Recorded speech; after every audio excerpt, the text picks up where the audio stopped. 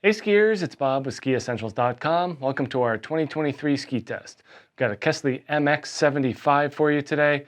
Really awesome frontside option for that intermediate through expert level skier who's looking for something that has that all mountain kind of character and overall quality, but in that narrower underfoot waist.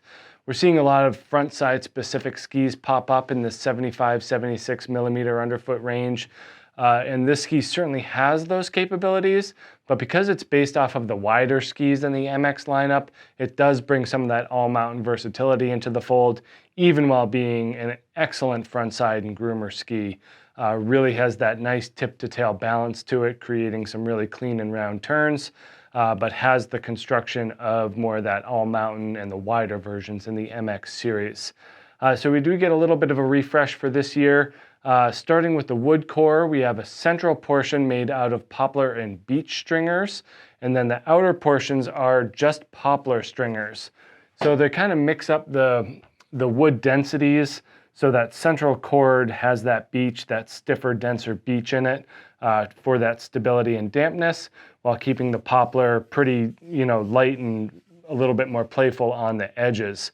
And the fact that they're using, thinner stringers just gives the ski an overall feel of quality to it that we've known and liked from Kastle for years. We also get their HoloTech 3.0. It's got a nice carbon inlay in there. This keeps the ski nice and light, swing weight, especially here up at the tips. And because there's less mass, there's less material to chatter. So it does make the vibration smooth out a little bit more than if it weren't there. So really nice little addition there from Kastle as well. We also get 2 sheets of fiberglass in this ski, so that really helps go along with the 2 sheets of metal that make this thing just incredibly smooth, damp, and powerful while keeping the agility at an absolute maximum. This is the 172. We get a 15.4 meter turn radius, so it does like to be on edge and turn. When you kind of look at the overall shape of the ski, that makes a lot of sense as well. Seeing as though it has that wider tip to it. No taper really here, that edge goes all the way to the end.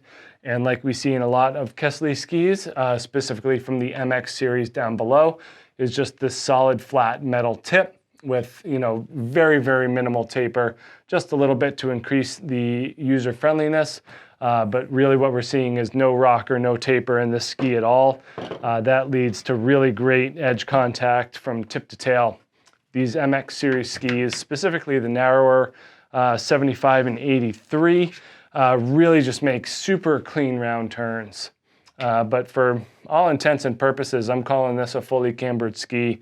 Maybe a millimeter of rocker up here in the shovel, and just enough to keep this out of firm race ski performance. But there's a lot of metal back here, so there needs to be just a minutia of splay to make it a little bit more manageable for most skiers. But it's got some good weight to it. It does have that poplar and beech wood core to go along with those 2 sheets of metal and fiberglass, so there is a lot of material to this ski. But when you get it on your feet and get it up on edge, it really feels agile, pretty clean. Definitely makes those round turns. That is, kind of that hallmark of Kastle and their front side performing skis. So really great option for that skier who spends most or all of their time on groomed terrain, but wants more of that all mountain pedigree for any adventurous skiing. So definitely check out this Kastle MX 75. Awesome option for a frontside skier. We got this thing at SkiEssentials.com. Check us out, and we'll see you out there on the hill. Bye.